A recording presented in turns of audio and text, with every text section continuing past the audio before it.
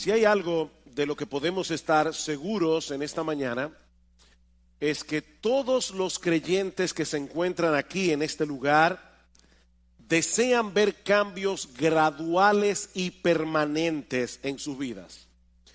Todo verdadero creyente se encuentra en un proceso de santificación a través del cual nos vamos pareciendo cada vez más al carácter, a la imagen de nuestro bendito Señor y Salvador Jesucristo, a la vez que vamos muriendo cada vez más a todas aquellas actitudes, a todos aquellos rasgos de carácter que son contrarios a nuestro Señor.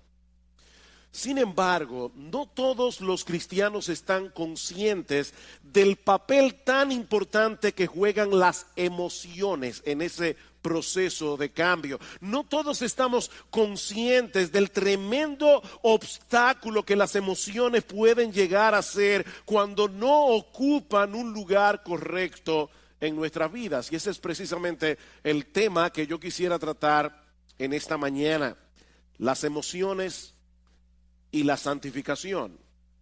Mis hermanos, nuestras emociones juegan un papel de suprema importancia en cada decisión que nosotros tomamos, en la forma como evaluamos y reaccionamos cada información que recibimos, en nuestra relación con los demás, incluyendo nuestra relación con el Señor, en el proceso de aprendizaje, en el crecimiento espiritual, en la forma como nos comportamos. Nosotros somos seres emocionales.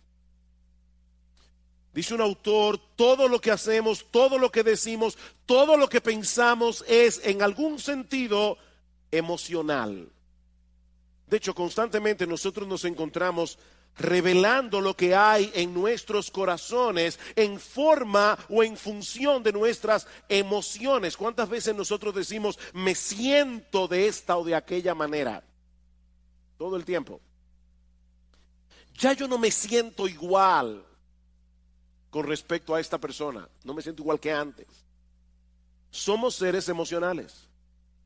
Eso es parte, mis hermanos, de lo que somos, como fuimos creados a imagen y semejanza de Dios. Ahora, ¿cómo funcionan nuestras emociones? Ese aparato emocional que Dios colocó en nuestras almas, ¿cómo funciona? ¿Podemos nosotros ejercer algún tipo de control sobre nuestras emociones? ¿O somos más bien controlados por ellas? ¿Cómo debe ser la interacción entre nuestras emociones y nuestra razón? ¿Se han visto ustedes seguramente muchas veces en esta situación de saber con la cabeza que tienen que hacer algo, pero en el corazón no tener el menor deseo de hacerlo? ¿Cuál de las dos facultades debe ir sentada en el asiento del conductor?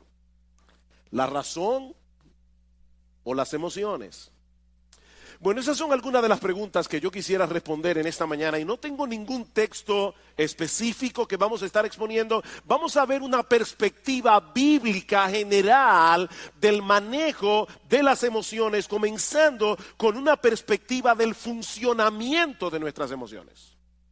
¿Cómo funcionan nuestras emociones? Bueno, para responder esa pregunta tenemos que entender que nosotros somos seres emocionales porque fuimos creados a imagen de un Dios emocional. Como decíamos hace un momento, Dios tiene emociones, Dios siente emociones. Solo que a diferencia de Dios, nosotros somos seres compuestos. Dios es solo espíritu, nosotros somos cuerpo y alma. Nosotros tenemos una parte material que es el cuerpo, tenemos una parte espiritual que es el alma, y esa parte material interacciona con la parte espiritual en una forma increíblemente misteriosa. Nosotros no podemos entender de ninguna manera cómo es que interactúan en nosotros el cuerpo y el alma. Por ejemplo, estás triste. ¿Dónde está esa tristeza? ¿Dónde radica? Radica en el alma. Pero esa tristeza que radica en el alma te lleva a llorar con lágrimas físicas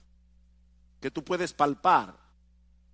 Eso activa tu glándula, yo no sé cómo se llama eso, pero las glándulas lacrimales. Y es algo puramente espiritual.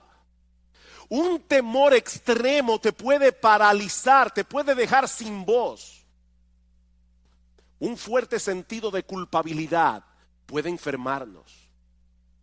Probablemente eso fue lo que le pasó a David cuando dice en el Salmo 32 que mientras él cayó su pecado con Betsabé, se envejecieron sus huesos. Y dice David, se volvió mi verdor en sequedades de verano. David se consumió físicamente por causa de su pecado.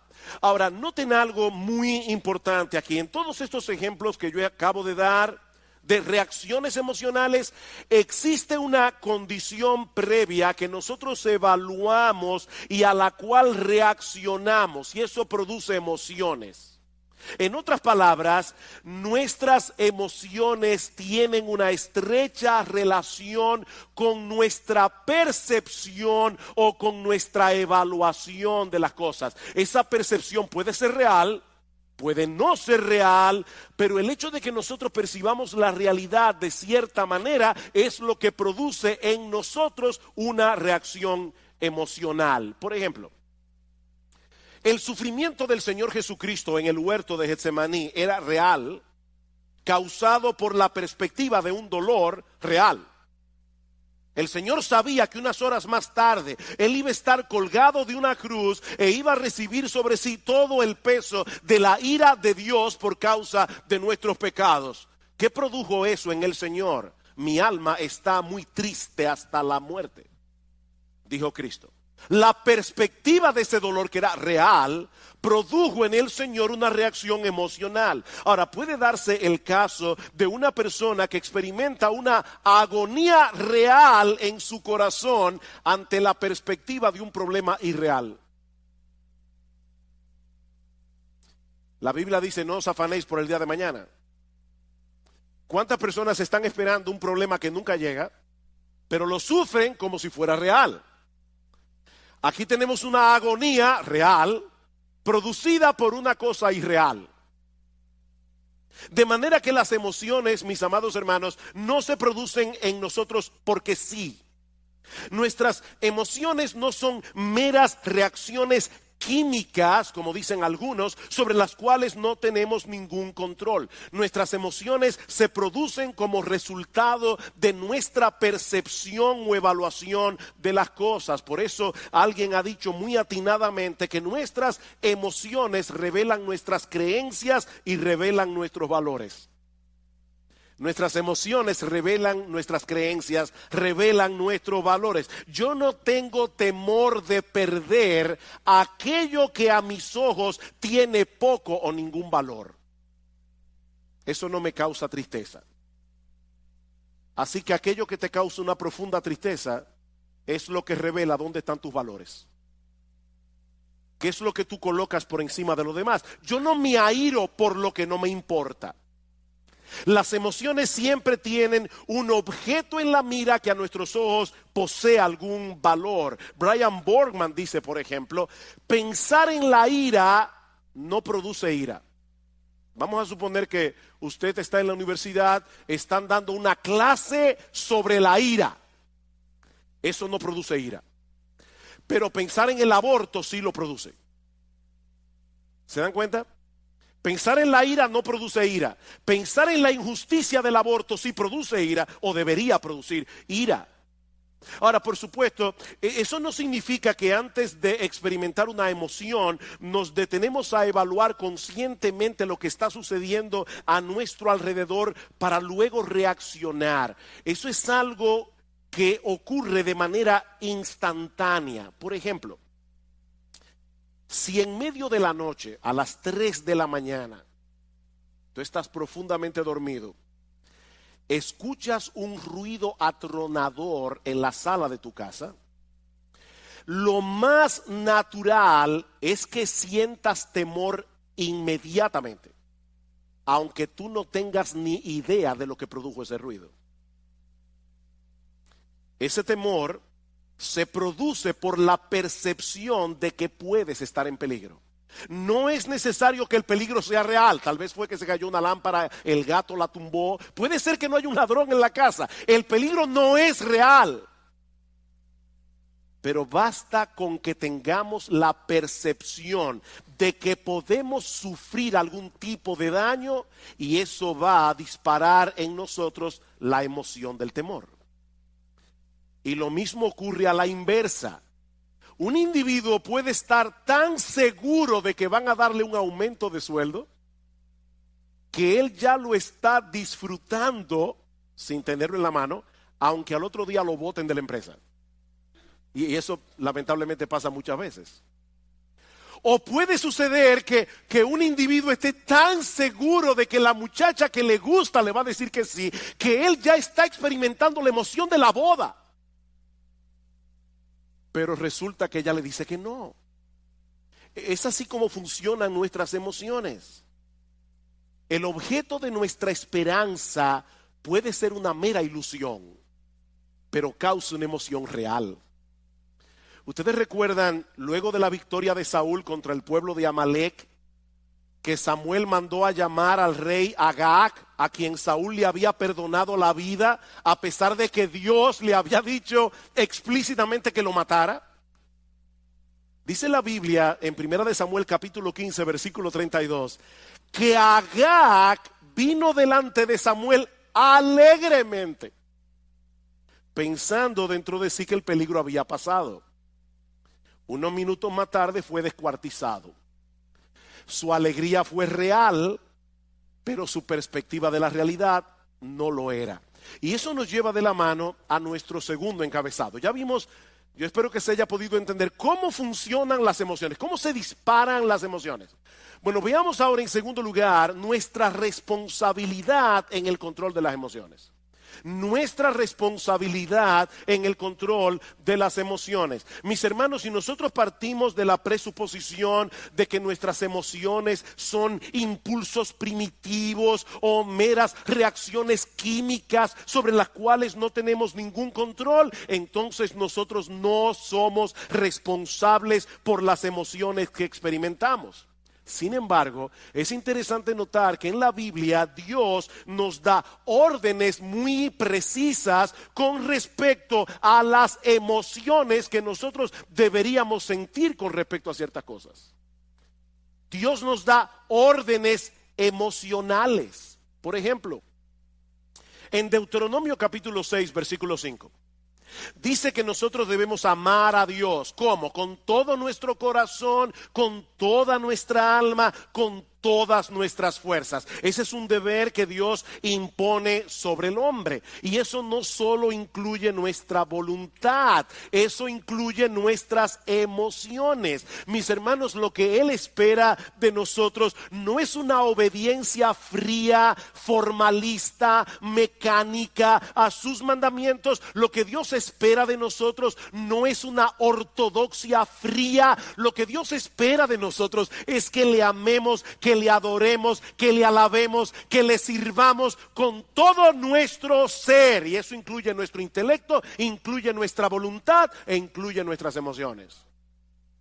¿Qué dice el Salmo 100?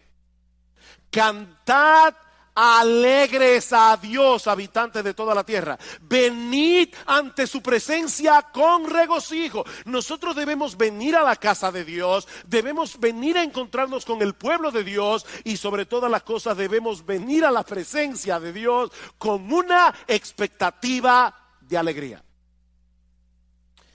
Ahora yo me imagino a algunos aquí pensando: pastor, pero es que yo no puedo darle una orden a mis emociones para sentir ciertas cosas o para dejar de sentir otras cosas. ¿Cómo yo hago eso? Y eso es verdad, en parte. Yo no puedo decirme a mí mismo, si estoy, ¿verdad?, frío, apático, y voy a la iglesia, vengo para la iglesia, yo no puedo decirme a mí mismo: voy a tener gozo, voy a tener gozo, voy a tener gozo. De paso, eso suele matar el gozo. Cuando tú te levantas por la mañana y dices yo tengo que tener gozo, eso no te va a producir gozo. Ahora, noten algo interesante en ese texto de Deuteronomio 6 que yo acabo de citar. Dice el Señor, amarás, ¿verdad? Amarás al Señor tu Dios con todo tu corazón, con toda tu alma, con toda tu mente. Y luego el pasaje continúa diciendo, y estas palabras que yo te mando hoy estarán sobre tu corazón, y las repetirás a tus hijos, y hablarás sobre ellas estando en tu casa y andando por el camino y al acostarte y cuando te levantes, y las atarás como una señal en tu mano y estarán como frontales entre tus ojos, y las escribirás en los postes de tu casa y en tus puertas. En otras palabras, ese amor de Dios se nutre del conocimiento que nosotros obtenemos acerca de Dios por medio de su revelación.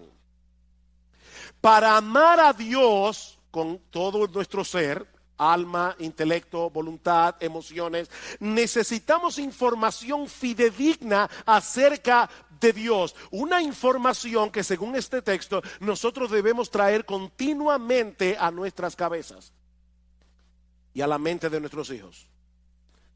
En otras palabras, hay una relación estrecha entre nuestras emociones y nuestro conocimiento. Hay una relación estrecha entre nuestras emociones y nuestro proceso de pensamiento. Por ejemplo, Salmo 18, versículos 1 al 3, dice el salmista: yo te amo, Jehová, fortaleza mía. Jehová, roca mía y castillo mío, mi libertador, Dios mío, fortaleza mía, en él confiaré, mi escudo y la fuerza de mi salvación, mi alto refugio. Invocaré a Jehová, quien es digno de ser alabado, y seré salvo de mis enemigos. Estas expresiones de amor de parte del salmista surgieron de una percepción adecuada de Dios, fruto de la percepción y del conocimiento verdadero que el salmista tenía acerca de Dios. Dios es un refugio, Dios es un castillo en el cual podemos escondernos en tiempos de aflicción. Y lo mismo podemos decir acerca del amor al prójimo. Los dos mandamientos más importantes son: amarás al Señor tu Dios y al prójimo como a ti mismo.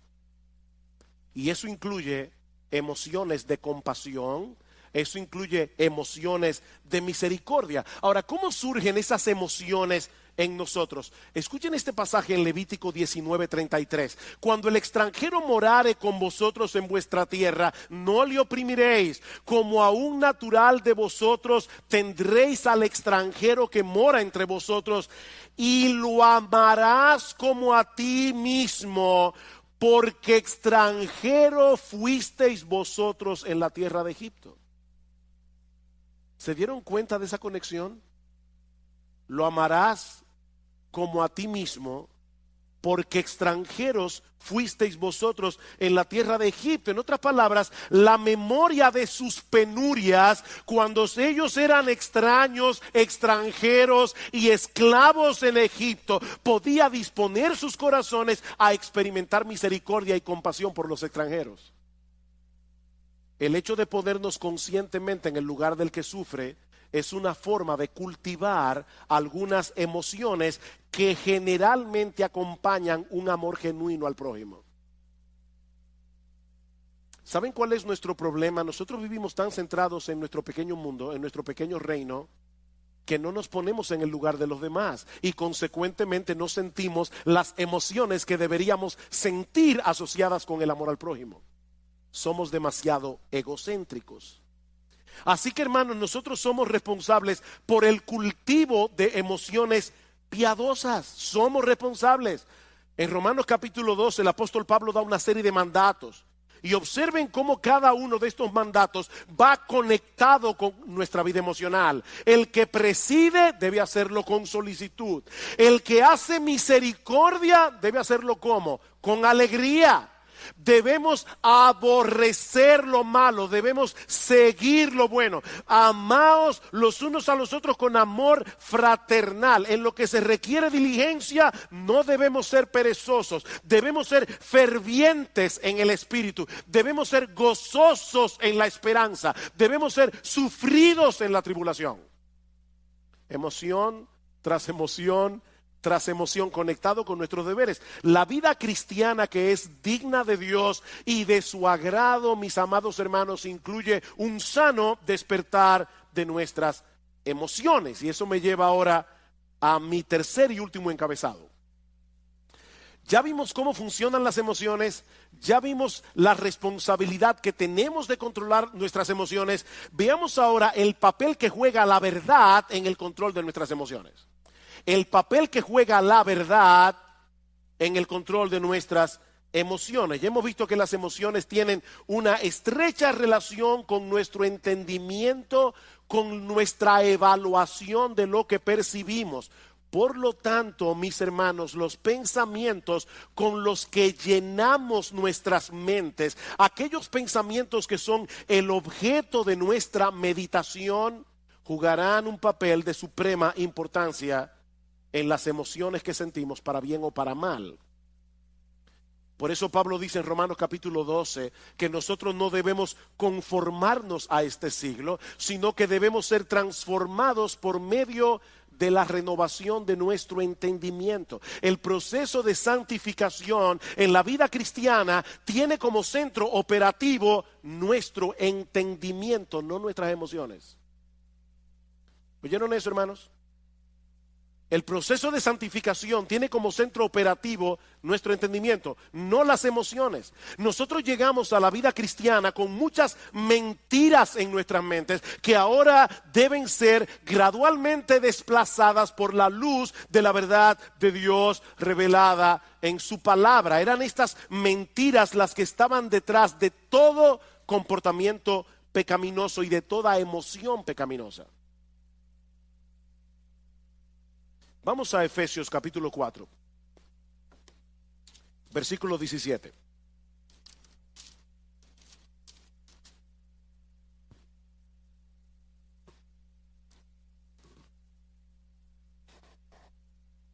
Dice Pablo, versículo 17, esto pues digo y requiero en el Señor, que ya no andéis como los otros gentiles que andan en la vanidad de su mente, teniendo el entendimiento entenebrecido, ajenos de la vida de Dios, por la ignorancia que en ellos hay, por la dureza de su corazón.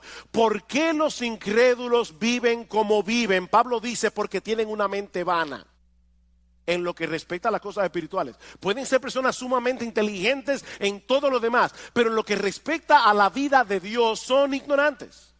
Ignoran la eternidad, ignoran la gloria de Dios, ignoran la majestad de Dios, ignoran la belleza de Dios. Y por esa razón van detrás de cosas vanas. Tim Chester dice, nosotros pecamos porque creemos la mentira de que estamos mejor sin Dios, de que sus reglas son opresivas, de que seremos libres sin Él, de que el pecado ofrece más que Dios. Es una forma equivocada de pensar que produce emociones equivocadas y un patrón de vida equivocado. Más adelante dice Chester, no mucha gente se ve a sí misma como alguien que cree mentiras. Pero cada vez que nosotros dejamos de confiar en la palabra de Dios, estamos creyendo en otra cosa, ¿no es así? Y esa otra cosa siempre es una mentira. La palabra de Dios es verdad. Todo lo que tú crees que es contrario a la palabra de Dios es una mentira. Y esa mentira va a producir en ti pecado. Y mis hermanos, esto es algo crucial. Recuerden que nuestras emociones dependen de nuestra percepción de la realidad. ¿Por qué nos deprimimos y nos amargamos ante las circunstancias adversas de la vida? ¿Por qué? Oh, pastor, pero eso es obvio. Si yo tengo un problema económico, me voy a deprimir porque tengo un problema económico. Si tengo un problema de salud, me voy a deprimir porque tengo un problema de salud. No. La razón por la que nos deprimimos y nos amargamos ante las circunstancias adversas de la vida es porque en el fondo de nuestros corazones nosotros no creemos que Dios esté en control. Es porque en el fondo de nuestros corazones nosotros no creemos que Dios nos ama. Nosotros no creemos que Dios está obrando a nuestro favor. ¿Se dan cuenta? Y no importa lo que tú digas con tu boca acerca de lo que tú dices creer. No, tu vida emocional revela qué es lo que tú realmente crees. Alguien decía que hay una brecha, un abismo entre lo que nosotros creemos en teoría y lo que creemos en la práctica. Hay una brecha allí. Déjenme ponerles un ejemplo. Y quiero ser lo más práctico que yo pueda, por eso estoy poniendo muchos ejemplos en esta mañana, porque este no es un tema fácil de entender. No es algo tan fácil de agarrar conceptualmente. Basado en la enseñanza de Pablo en la carta a los Colosenses, una de las cosas que Pablo nos dice en esa carta es que nuestra identidad está en Cristo y que nosotros estamos completos en Él. Colosenses capítulo 2, versículo 9 al 10. Eso quiere decir, mis amados hermanos, en términos bien prácticos, que nosotros no tenemos que tratar de probarle nada a nadie. Nosotros no tenemos que tratar de impresionar a nadie con nuestro desempeño, porque nuestra valía no depende de nosotros, depende únicamente de Cristo. Únicamente. De hecho, como decíamos cuando predicamos la serie de Colosenses, nosotros ni siquiera tenemos que tratar de impresionar a Dios, porque ya Jesús lo impresionó por nosotros. Ahora bien, un creyente puede estar aquí hoy en la mañana escuchando esto que yo acabo de decir como una declaración. Nuestra valía, nuestra identidad, todo está en Cristo. Nosotros estamos completos en Cristo. Un creyente puede estar aquí hoy, ahora mismo, en esta mañana, y estar asintiendo a esta enseñanza bíblica con todas sus fuerzas. Si nuestra identidad está en Cristo, o como dice Pablo en el capítulo 3 de Colosenses, nuestra vida está escondida en Él. Pero resulta que mañana, cuando este individuo que está aquí sentado hoy llega a su trabajo, le dan la información de que él ha sido despedido. Era un trabajo muy bien remunerado en una empresa muy reconocida.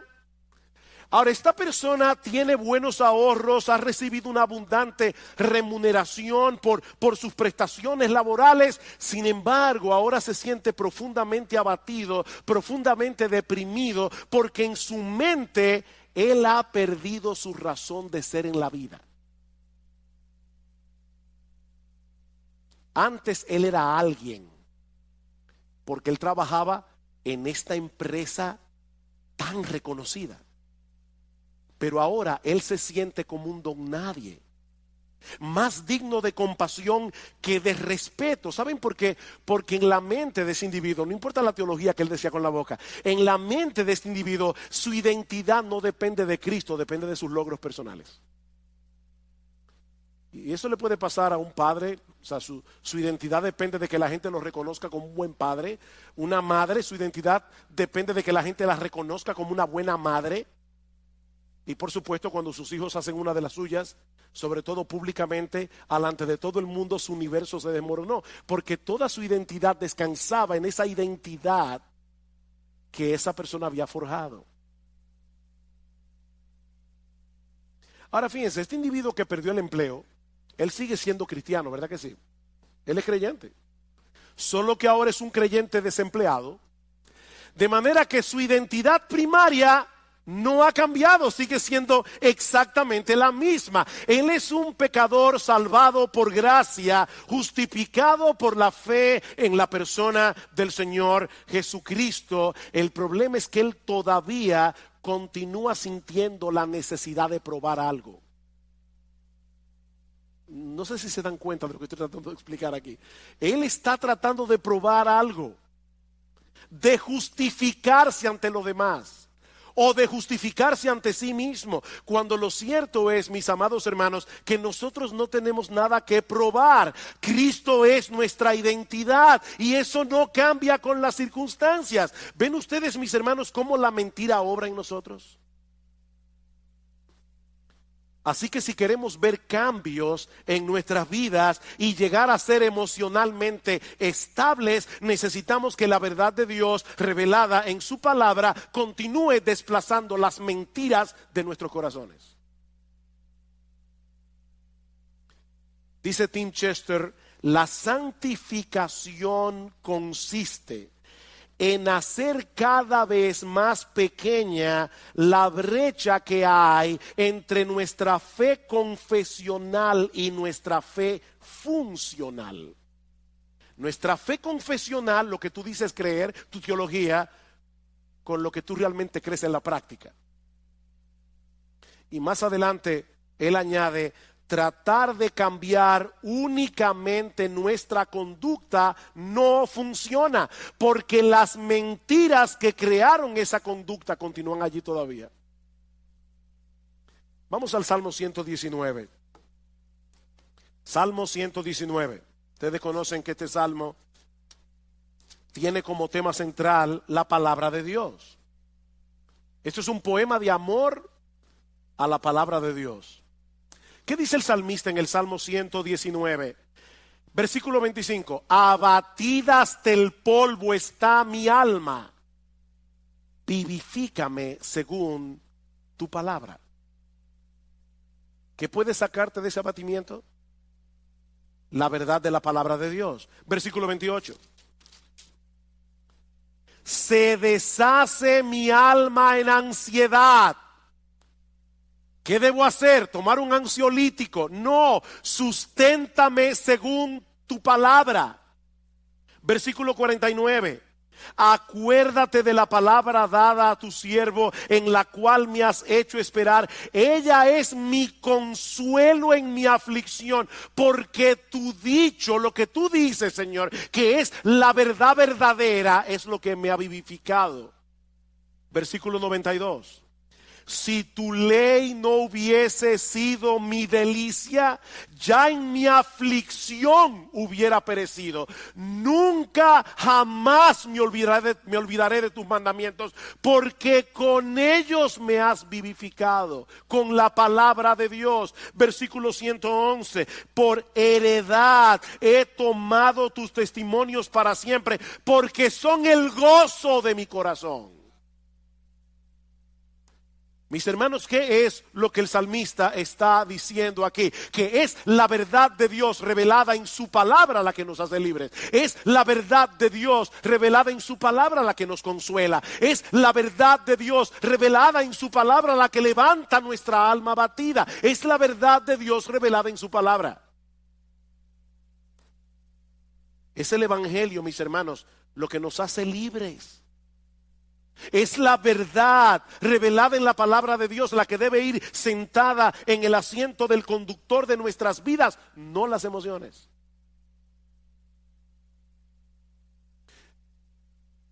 Imagínate que tú pecas contra Dios en cualquier cosa y tú sabes que pecaste. El Espíritu Santo te redarguye de pecado. Tú le pides perdón a Dios. Déjame hacerte una pregunta que quiero que respondas allí donde estás en tu corazón. ¿Cuántas veces tú has pecado contra Dios, le has pedido perdón por tus pecados y sigues sintiéndote culpable? ¿Cuántas veces? ¿Cuántas veces tú pecas contra Dios, pides perdón y todavía hay una voz dentro de ti que te dice, qué fácil? Después que hiciste lo que te dio la gana, ahora tú quieres venir delante de Dios para que te perdone. Aquí las emociones nos están traicionando. Porque la Biblia dice que si confesamos nuestros pecados, Él es fiel y justo para perdonar nuestros pecados y limpiarnos de toda maldad. ¿A quién tú le vas a creer? ¿A tu aparato emocional que te hace sentir no perdonado, o a la promesa de Dios de que si confesamos nuestros pecados, Él es fiel y justo para perdonar nuestros pecados y limpiarnos de toda maldad? La palabra de Dios está por encima de nuestras emociones. Es que Dios ha dicho claramente que Él nos perdona cuando nosotros confesamos nuestros pecados. No debemos sentar las emociones en el asiento del conductor. Mis hermanos, si no nos mantenemos predicándonos a nosotros mismos estas verdades, no vamos a poder mantener un saludable control de nuestra vida emocional. Salmo 103, versículo 2. Estaba leyendo este salmo ayer. Bendice, alma mía, a Jehová, y bendiga todo mi ser su santo nombre. Bendice, alma mía, a Jehová, y no olvides ninguno de sus beneficios. Él es quien perdona todas tus iniquidades. Él es el que sana todas tus dolencias. Él es el que perdona todas tus iniquidades.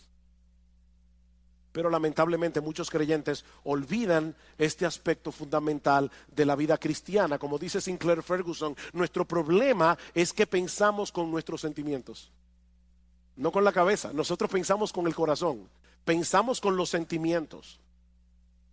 Tengo que poner otro ejemplo.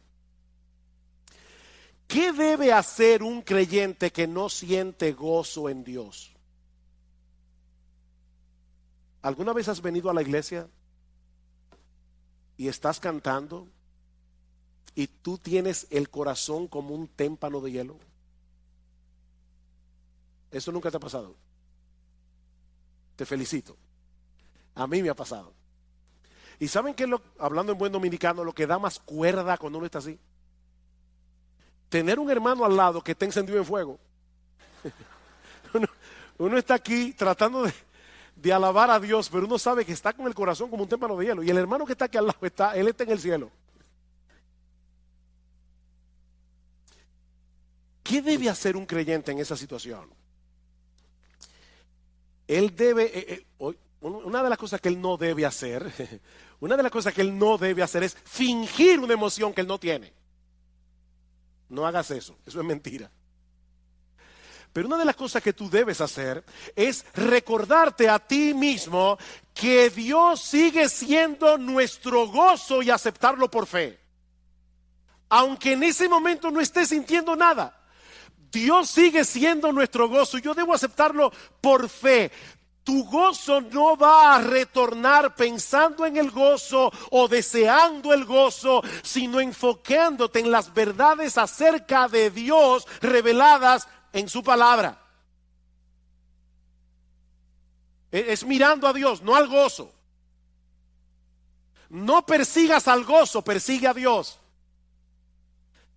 ¿Cómo yo persigo a Dios? Enfocando mi mente en lo que Él me ha dicho que Él es en su palabra. Y yo voy a comenzar a recordar atributo tras atributo tras atributo de lo que Dios revela de sí mismo en su palabra, hasta que mi corazón comience a arder otra vez. Y puede ser que eso no pase inmediatamente.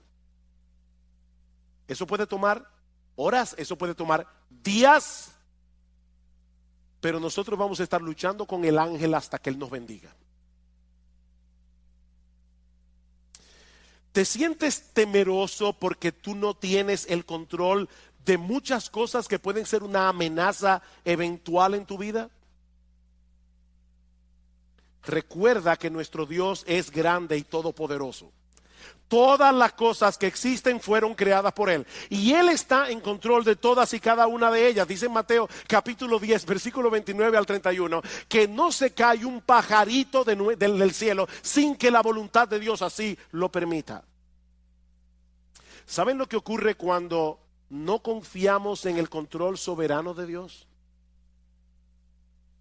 Que entonces nosotros trataremos de asumir ese control en una forma.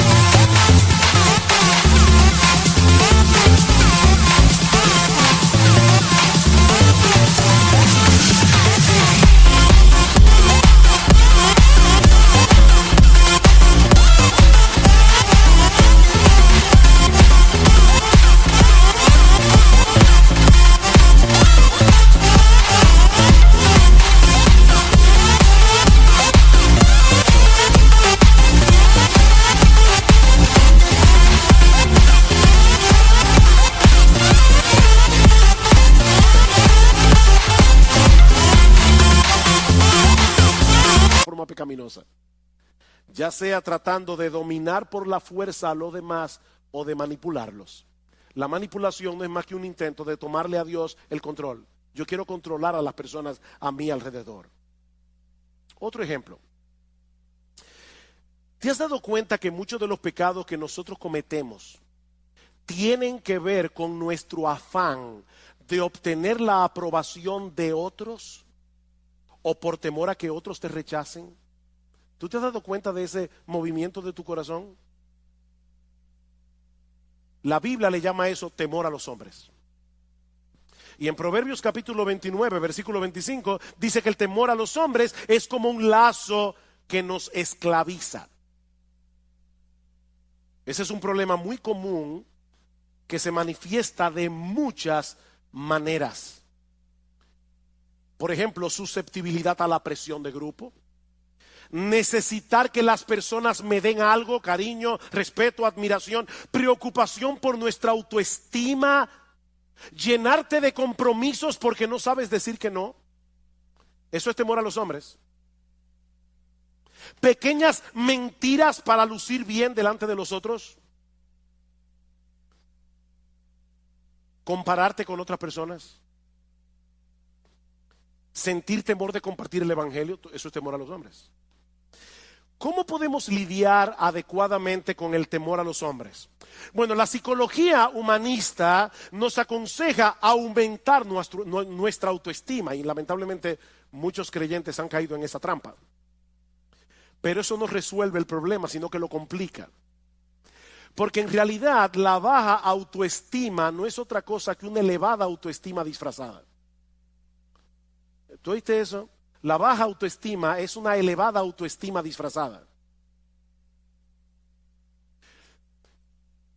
Déjeme explicar eso porque sé que veo la cara de algunos mirándome así como con una cara de signo de interrogación. Una persona puede ser muy tímida, le da temor abrir la boca y algunos dicen es que el pobre tiene una baja autoestima. No. La razón por la que él o ella es tímido es porque se estima tanto que él tiene miedo de abrir la boca y confirmar ante los demás que es un tonto.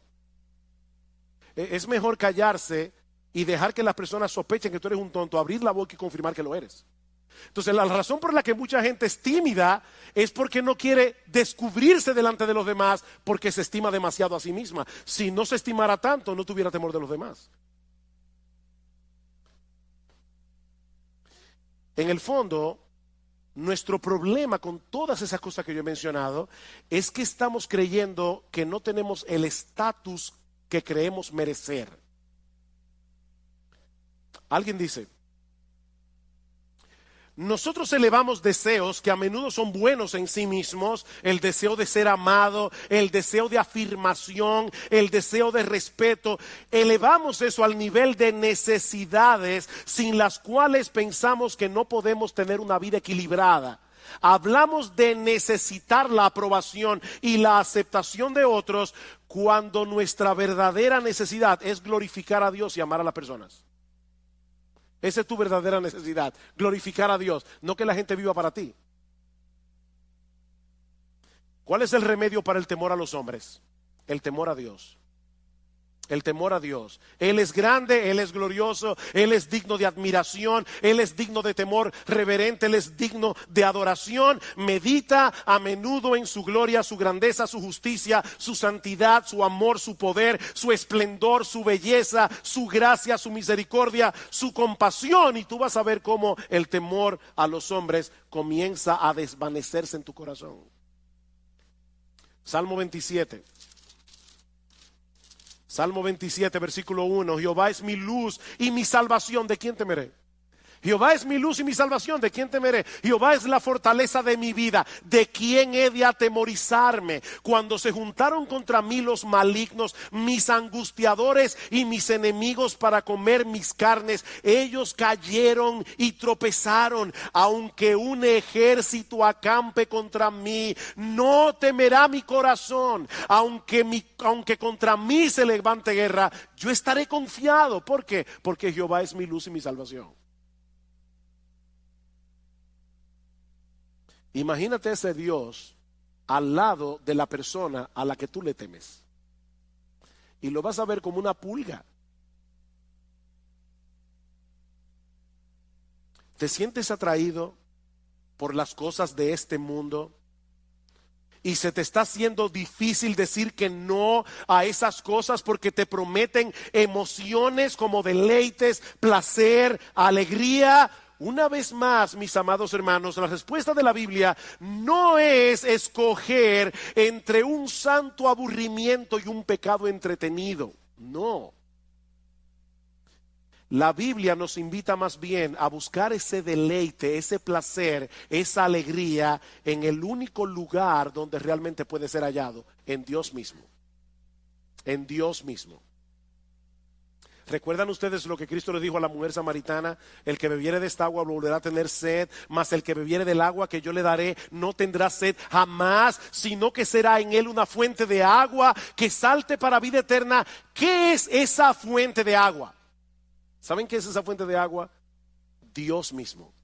Es el Espíritu Santo morando en nuestro interior. ¿Y cómo lo sabemos? Porque más adelante en Juan capítulo 7, versículo 37 al 38, escuchen lo que dice el Señor Jesucristo. En el último y gran día de la fiesta, Jesús se puso en pie y alzó la voz diciendo: si alguno tiene sed, venga a mí y beba. El que cree en mí, como dice la Escritura, de su interior correrán ríos de agua viva. ¿Qué le dijo a la samaritana? El que bebiere de esta agua volverá a tener sed. El que bebiera del agua que yo le daré no tendrá sed jamás, sino que será en él una fuente de agua que salte para vida eterna. ¿Cuál es esa fuente de agua? Versículo 39. Esto dijo del Espíritu que habrían de recibir los que creyesen en él. Es Dios por su Espíritu morando en nuestro corazón. Es una fuente de agua que salta para vida eterna. Los deleites de este mundo no perduran. Nosotros fuimos creados para disfrutar de un deleite más.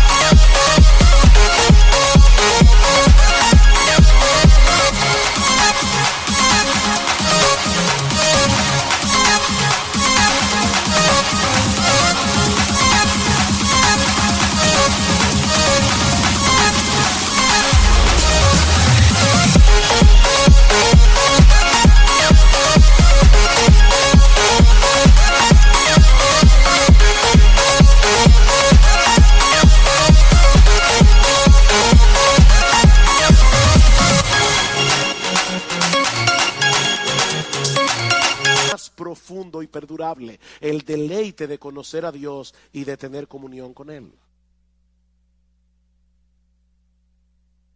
Alguien decía que cada vez que nosotros pecamos es porque pensamos que el placer del pecado es real y que el gozo en Dios es insustancial o distante.